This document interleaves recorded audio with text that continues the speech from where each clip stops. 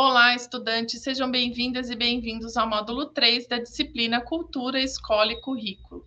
Meu nome é Ana Carolina e sou a professora responsável por essa disciplina. Neste módulo 3, ele tem como título As legislações e políticas públicas sobre o currículo no Brasil. Na unidade 1, nós vamos conversar um pouco sobre a Lei de Diretrizes e Bases e a Organização Curricular, e na unidade 2, a Base Nacional Comum Curricular e a Organização Curricular. O objetivo de aprendizagem deste módulo é que você conheça e avalie as legislações e políticas públicas brasileiras que se vinculam à organização curricular, a LDB e a BNCC. Então, para nós iniciarmos essa conversa, eu trouxe para vocês o título 3 da LDB, que fala do direito à educação e o dever de educar. Então, o dever do Estado com a educação escolar pública será efetivado mediante a garantia de. E aqui eu trouxe 2 pontos para a gente conversar, para que vocês compreendam que quando nós falamos de organização curricular, nós não estamos falando apenas de um conteúdo A ou de um conteúdo B, nós estamos falando de uma organização daquilo que se ensina na escola. Então, aqui, nós temos que a alfabetização plena e a capacitação gradual para a leitura ao longo da educação básica. Então, aqui não está falando que, por exemplo, a questão da alfabetização precisa ser trabalhada no primeiro e no segundo ano do ensino fundamental. Está falando que ao longo da educação básica, esse estudante ele tem que ter esta alfabetização plena. E aí, quando que nós tratamos a educação básica? Dos 4 aos 17 anos, conforme a LDB. No caso, por exemplo, do item 12, educação digital, com garantia de conectividade de todas as instituições públicas de educação básica e superior à internet de alta velocidade. Ou seja, aqui está indicando que essa educação digital, ela precisa fazer parte desse currículo, ela precisa fazer parte de como a escola se organiza. No artigo 26 até o 28, que são artigos mais específicos em relação à organização curricular, ele vai trazer que os currículos da educação infantil, do ensino fundamental e do ensino médio devem ter uma base nacional comum curricular a ser complementada em cada sistema de ensino, em cada estabelecimento escolar. Então, esses currículos a que se referem esse artigo 26, eles devem abranger obrigatoriamente o estudo da língua portuguesa, da matemática, do conhecimento do mundo físico e natural e da realidade social e política, especialmente do Brasil. No caso do inciso 2º, o ensino de arte, especialmente suas expressões regionais, constituirá componente curricular obrigatório. E aí, o que entende a legislação como arte? As artes visuais, a dança, a música e o teatro também são linguagens que precisam ser contempladas dentro desse ensino de artes. E a educação física também é componente curricular obrigatório, e ela tem, depois na legislação, vocês podem conferir, uma série de situações em que o estudante tem a matrícula facultativa. A LDB, em relação ao ensino da história do Brasil, ela traz que é preciso levar em conta as contribuições de diferentes culturas e etnias à formação do povo brasileiro, especialmente das matrizes indígenas, africana e europeia. Já no inciso 5º, traz na LDB que o currículo do ensino fundamental precisa ser ofertada a língua inglesa. E para que se integre este currículo, é preciso que os sistemas de ensino incluam programas e projetos envolvendo os temas transversais. Então, o que seriam esses temas transversais? São aqueles temas que perpassam pelas disciplinas, né? Então, não é ter uma disciplina específica sobre o tema, é preciso que esses temas sejam abordados de forma transversal, que elas perpassem os componentes curriculares, tá? Aqui uma curiosidade para vocês, né? Que muitas vezes nós já trabalhamos na escola, com a escola, passamos pela escola e nós não sabemos que esse item está lá na LDB. Então, a exibição de filmes de produção nacional constituirá componente curricular complementar que precisa estar integrado à proposta pedagógica da escola. E é preciso que, no mínimo, 2 horas mensais de exibição de algum filme nacional. No inciso 9, os conteúdos relativos aos direitos humanos e à prevenção de todas as formas de violência contra a criança, adolescente e a mulher, eles precisam estar contemplados nos componentes curriculares, tá? A educação alimentar e nutricional também precisa ser abordada como um tema transversal. No artigo 26A, diz que nos estabelecimentos de ensino fundamental e de ensino médio, públicos e privados, torna-se obrigatório o estudo da história e cultura afro-brasileira e indígena. Então, essa redação, ela está alterada aqui na LDB desde 2008. Então, teve a inclusão da história da cultura afro-brasileira. E esse conteúdo programático, né, o que precisa incluir enquanto conteúdo sobre a história da cultura afro-brasileira e indígena, ela precisa contemplar que aspectos da história e da cultura que caracterizam a formação da população brasileira a partir desses dois grupos étnicos, tá? Também a história da África e dos africanos, a luta dos negros e dos povos indígenas do Brasil, a cultura negra e indígena brasileira e o negro e o índio na formação da sociedade nacional, resgatando as suas contribuições nas áreas social, econômica e política pertinentes à história do Brasil. Então, o que é importante é que esses conteúdos eles não podem estar isolados em uma disciplina ou outra, tá? Ele é um conteúdo que ele precisa ser ministrado no âmbito de todo o currículo escolar, e aqui na LDB fala que, em especial, nas áreas de educação artística e de literatura e histórias brasileiras. Já no artigo 27 da LDB, os conteúdos curriculares da educação básica observarão as seguintes diretrizes. Então, olha só, aqui está trazendo para nós que os conteúdos, eles têm essa direção, né? Então, difundir valores fundamentais ao interesse social, aos direitos e deveres dos cidadãos, a consideração das condições de escolaridade dos alunos em cada estabelecimento, orientações para o trabalho, promoção ao desporto educacional. Então, quando lá, desde a primeira videoaula, nós estamos conversando do que é currículo, o que precisa ser abordado. Então, muitas vezes ele não está de uma forma explícita como um conteúdo ou como uma disciplina, mas nós precisamos olhar para a legislação e pensar o que nacionalmente é preciso que esses currículos contemplem.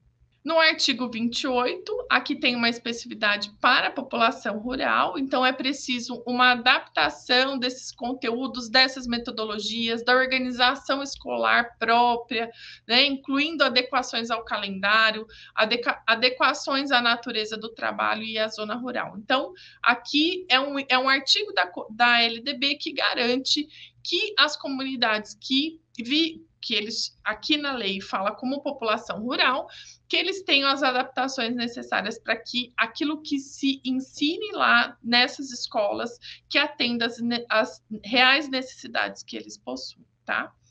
Aqui, no artigo 32, e aí nós começamos lá no inciso 3, o ensino fundamental, ele será ministrado em língua portuguesa e as comunidades indígenas, eles têm é assegurada a utilização de suas línguas maternas e processos próprios de aprendizagem.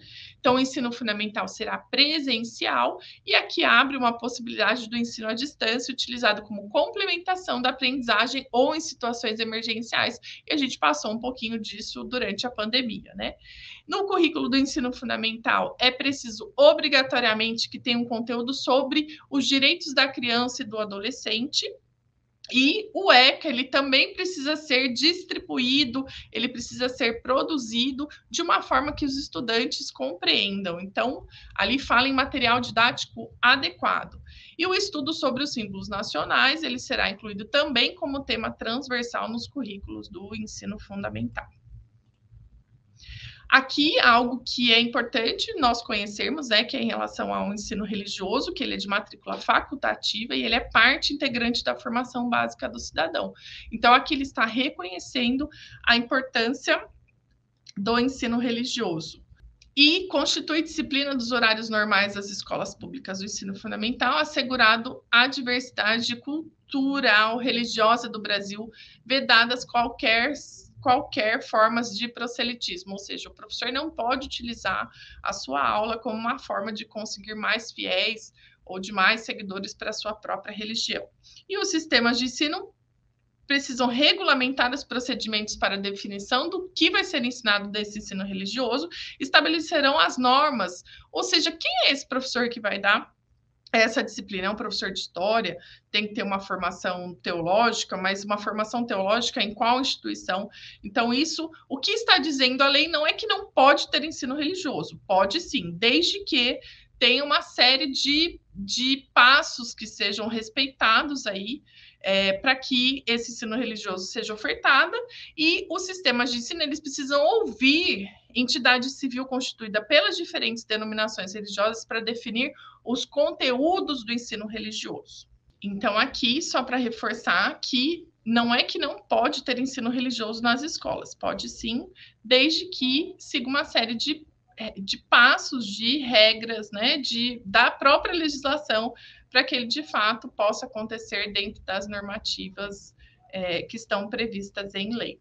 E agora a gente vai caminhar para a unidade 2, que vai conversar um pouquinho, que vai abordar, né, a questão da Base Nacional Comum Curricular e o currículo. Então, a Base Nacional Comum Curricular, ela já está prevista desde lá da Constituição, na verdade, a Constituição de 88, depois ela é reforçada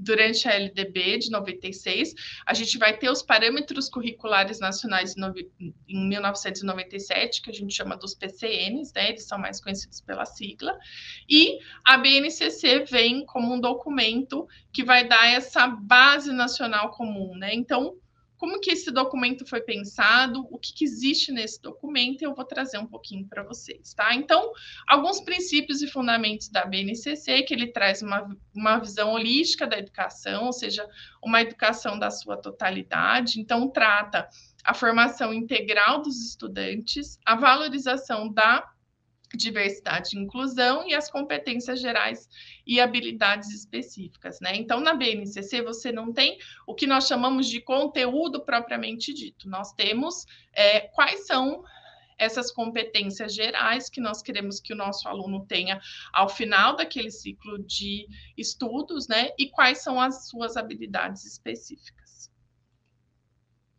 Então, a estrutura da BNCC, ela compreende a organização por etapas e áreas de conhecimento, as competências gerais e habilidades específicas de cada etapa.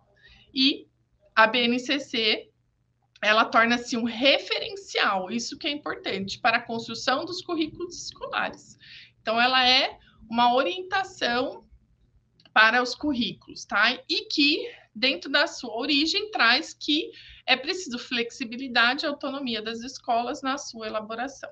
O que é importante salientar é que a BNCC traz essa relação entre a realidade local e as necessidades dos estudantes, a definição de objetivos de aprendizagens e habilidades a serem desenvolvidas pelo currículo. Então, esse é um grande avanço em relação ao que se tinha anteriormente, que tinha o conteúdo a ser ensinado, e a integração, o planejamento e sequenciamento das atividades do ensino e aprendizagem, e a seleção de recursos didáticos e materiais adequados à BNCC. Então, é um documento que vem trazendo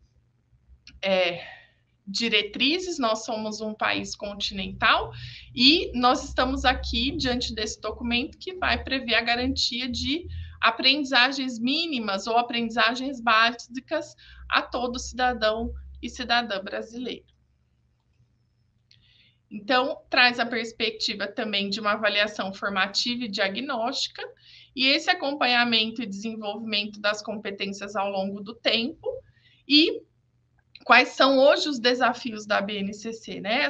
Essa necessidade de formação de professores, porque os professores estão há muito tempo sobre, por exemplo, como um orientador, que era o PCN, e nós precisamos de uma mudança. Então, ele trabalha há 30 anos, de repente, com uma perspectiva de conteúdo, e agora ele olha para os documentos relacionados a habilidades e competências. Então, como é que esse professor está sendo formado para repensar a sua própria prática pedagógica? E o que se prevê, né, diante dessa implementação, é que a BNCC traga uma educação mais equitativa e de qualidade para todos e todas os cidadãos brasileiros que estão nas nossas instituições de educação básica. Então, a ideia, na perspectiva da BNCC, é que nós tenhamos a garantia que essas competências, as habilidades, ela tenham meios para serem desenvolvidas dentro da escola. Mas ela não é um documento com 100% de aprovação, assim como tudo que nós já vimos até aqui, né? Então, é um documento que ele é criticado também em alguns itens, né? Então, eu trouxe 3 aqui para vocês. Então, na questão da rigidez da padronização. Então, é um documento que tem sido criticado por seu caráter prescritivo. E o que deixa muito a desejar nas escolas, por exemplo, é que eles fizeram um documento, mas que a implementação e a infraestrutura das escolas não permite a realização de atividades que estão previstas nesse documento, e o foco excessivo nos conteúdos, né? Então, bastante contraditório. Por quê? Porque essa questão dos conteúdos, ela se desenvolve a partir das competências, né, das habilidades e competências, mas a crítica é que ela foca muito nesses conhecimentos que são os conhecimentos validados, científicos, e ela deixa, né, o pensamento crítico, atividade, as habilidades socioemocionais em um outro momento. Estudantes, espero que vocês tenham gostado dessa videoaula. Como nós vimos, a LDB e a BNCC são documentos bastante orientadores em relação ao que se trabalhar, as diretrizes curriculares no Brasil. Então, é muito importante que você, futuro professor, conheça esses 2 documentos. Um abraço e até a próxima videoaula.